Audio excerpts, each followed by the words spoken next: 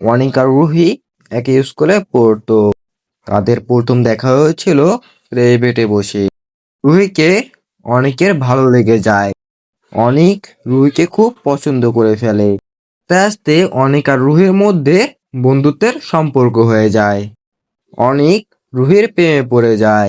রুহিকে অনেক ভালোবেসে ফেলে। অনিক রুহির পিছন পিছন ঘুরঘুর করতো, কিন্তু রুহি জানতো না। অনিক রুহিকে নিয়ে স্বপ্ন দেখতে শুরু করে।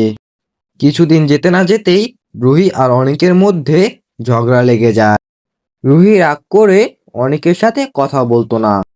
রুহি অনিকের সাথে না কথা বললে কি হয়েছে? অনিক প্রতিদিন সাইকেল নিয়ে রুহির পেছন পেছন আসতো।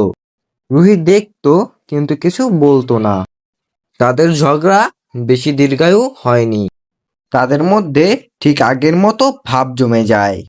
ঠিক এরই মধ্যে ঘটলো বিপত্তি। অনেকের বইয়ের পেছনে লেখা ছিল, রুহি আমি তোমাকে ভালোবাসি। এই লেখাটা অনেকের ভালো বন্ধু দেখে ফেলে। অনেকের বন্ধু অনেককে না জানিয়ে ওই লেখাটা রুহিকে দেখিয়ে ফেলে। রুহি দেখে কিছু বলে না। পরের দিন রুহি স্কুলে এসে অনেককে বলে, কি শুরু করছিস তুই এগুলো? অনেক লজ্জায় কোনো কথা না বলে দৌড়ে পালিয়ে যায়। অনিকের বন্ধু রাহাত আবার রুহিকে পছন্দ করে। রাহাত অনিককে বলে, অনিক আমি না রুহিকে পছন্দ করি। রুহি তো তোর ভালো বন্ধু তাই না? তুই একটু রুহিকে বলে দে না আমি ওকে পছন্দ করি। অনিক বলল, ঠিক আছে, কোনো সমস্যা নেই, আমি বলে দিব। রাহাত জানতো না যে অনিক রুহিকে পছন্দ করে।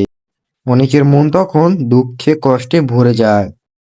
অনিক খুব রুহিকে ভালোবাসতো, কিন্তু রুহিকে কখনো বলেনি।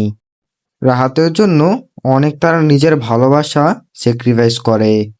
অনেক নিজের থেকেও রাহাতকে বেশি ভালোবাসে।